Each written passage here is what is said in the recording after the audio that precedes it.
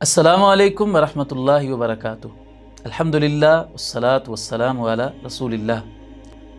گناہوں کی بخشش کا ذریعہ بننے والے اعمال میں سے ایک عمل نماز جمعہ کی ادائیگی بھی ہے۔ صحیح مسلم میں رسول اللہ صلی اللہ علیہ وسلم کا یہ فرمان موجود ہے۔ آپ نے فرمایا کہ الصلوات الخمس والجمعۃ الی الجمعۃ کفارات لما بینہن ما لم توش الکبائر۔ پانچوں نمازیں اور ایک جمعے سے دوسرا جمعہ اس کے درمیان میں کیے ہوئے سارے گناہوں کا کفارہ بن جاتا ہے جب تک بندہ کبیرہ گناہوں سے بچا رہتا ہے۔ مطلب اس حدیث مبارکہ کا یہ ہے کہ ایک مسلمان ایک نماز پڑھتا ہے، اس کے بعد دوسری نماز پڑھتا ہے، تو دوسری نماز پڑھنے سے پہلی نماز اور اس نماز کے درمیان میں جو اس سے گناہ ہوئے تھے اللہ تعالیٰ ان کو بخش دیتا ہے۔ اس کے بعد اسی طرح ہر نماز سے دوسری نماز کے دوران تک جتنے گناہ ہوتے ہیں دوسری نماز سے پڑھنے سے پہلی نماز اور اس نماز کے درمیان کے سارے گناہ اللہ تعالیٰ بخش دیتا ہے۔ ایک جمعہ ادا کرتا ہے، اس کے بعد اگلا ہفتہ آ جاتا ہے، پھر دوسرا جمعہ ادا کرتا ہے، تو دوسرا جمعہ ادا کرنے سے پچھلے پورے ہفتے میں جتنے اس نے گناہ کیے تھے اللہ تعالیٰ ان کو بخش دیتا ہے۔ لیکن شرط اس حدیث میں آپ علیہ السلام نے یہ ساتھ لگا دی کہ جب تک وہ کبیرہ گناہوں سے بچا رہتا ہے۔ تو کبیرہ گناہوں کو بخشوانے کے لیے تو توبہ استغفار کی ضرورت ہے۔ کبیرہ گناہ بہت سارے ایسے دلائل ہیں جن سے ثابت ہوتا ہے کہ کبیرہ گناہ کی معافی کے لیے، بخشش کے لیے توبہ اور استغفار ضروری ہے۔ باقی صغیرہ گناہ وہ اعمال صالحہ سے، نیک اعمال کرنے سے وہ معاف ہوتے رہتے ہیں۔ انسان کوئی بھی چھوٹے سے چھوٹا عمل بھی کرتا ہے تو اس کے ذریعے سے جہاں اس کو نیکیاں ملتی ہیں وہاں پر اس کے گناہ بھی معاف ہوتے ہیں، صغیرہ گناہ معاف ہوتے ہیں۔ تو کبیرہ گناہوں کو معاف کروانے کے لیے تو توبہ کرنی پڑتی ہے۔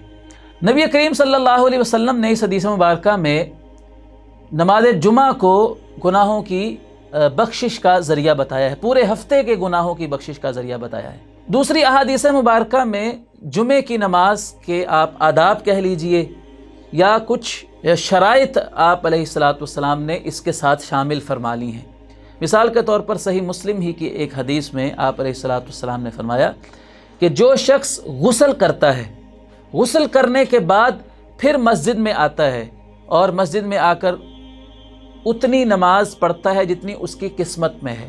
کیا مطلب کہ مسجد میں آتا ہے، ابھی جمعہ شروع نہیں ہوا ہے، خطبہ شروع نہیں ہوا ہے، تو وہ مسجد میں آ کر سنتیں ادا کرتا ہے، 2 سنتیں پڑھی، 4 پڑھی، 6 پڑھی، جتنا اس کو مہلت ملتی ہے خطبے کی ادائیگی سے پہلے وہ اتنی رکعتیں پڑھ لیتا ہے۔ کم از کم 2 رکعتیں تو پڑھنی ہی پڑھنی ہیں۔ اگر خطبہ ہو بھی رہا ہو پھر بھی اگر کوئی مسلمان مسجد میں داخل ہوتا ہے تو اسے 2 رکعتیں پڑھ کر ہی مسجد میں بیٹھنا ہے۔ نبی کریم صلی اللہ علیہ وسلم ایک مرتبہ جمعے کا خطبہ ارشاد فرما رہے تھے، تو ایک شخص مسجد میں داخل ہوا اور داخل ہو کر بیٹھ گیا، تو آپ نے اس سے پوچھا کہ کیا تو نے 2 رکعتیں پڑھی ہیں؟ تو اس نے کہا کہ نہیں۔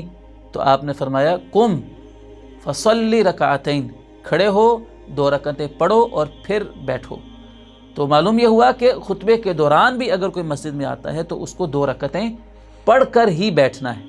تو آپ نے فرمایا کہ جو شخص غسل کرتا ہے جمعے کے دن پھر مسجد میں آتا ہے، جو اس کی قسمت میں رکعتیں جتنی لکھی ہوئی ہیں نفل سنت وہ ادا کرتا ہے اور پھر بیٹھ جاتا ہے جمعے کا خطبہ سننے کے لیے اور خاموشی کے ساتھ خطبہ سنتا ہے، تو اللہ تعالیٰ اس کے اس جمعے سے پچھلے جمعے کے درمیان جتنے بھی گناہ تھے اللہ تعالیٰ اس نماز جمعہ کی ادائیگی کے ساتھ اس کے پورے ہفتے کے گناہ معاف فرما دیتا ہے اور مزید 3 دن کے گناہ اللہ تعالیٰ بخش دیتا ہے۔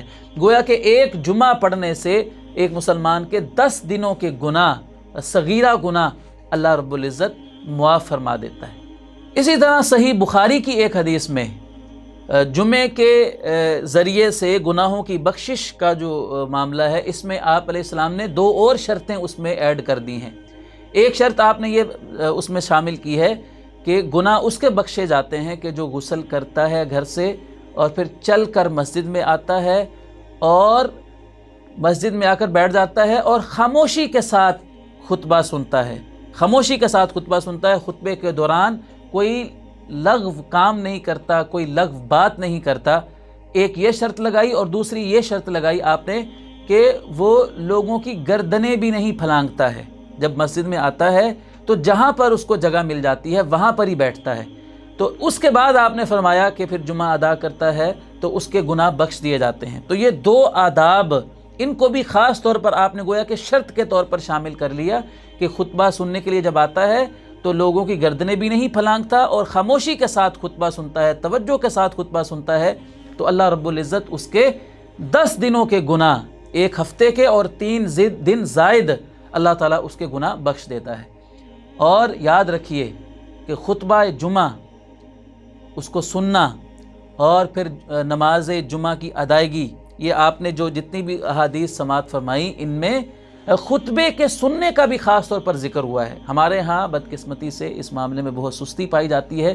بہت سارے لوگ شاید یہ سمجھتے ہیں کہ خطبہ سننا کوئی ضروری تو نہیں ہے، لوگ اس کو معمولی سمجھتے ہیں، اور اکثر مساجد میں دیکھا گیا ہے کہ لوگ مساجد میں اس وقت پہنچتے ہیں کہ جب جماعت کھڑی ہونے والی ہوتی ہے، وہ خطبے کو معمولی سمجھتے ہیں۔ تو ان ساری احادیث میں جن میں جمعے کے ذریعے سے گناہوں کی بخشش کا ذکر ہوا ہے، تو ان میں خاص طور پر خطبہ سننے کا بھی ذکر ہوا ہے۔ تو اگر ہم یہ چاہتے ہیں کہ نماز جمعہ کے ذریعے سے ہمارے گناہ اللہ تعالیٰ معاف فرما دے، تو ہمیں اہتمام کرنا ہے خطبے کے سننے کا، یعنی خطبہ شروع ہونے سے پہلے مسجد میں پہنچ جانا ہے اور خطبہ مکمل سننا ہے، پھر نماز ادا کرنی ہے، اور پھر یہ اللہ تعالیٰ سے امید رکھنی ہے کہ اللہ تعالیٰ ہمارے اس عمل کے ذریعے سے گناہ بخش دے گا۔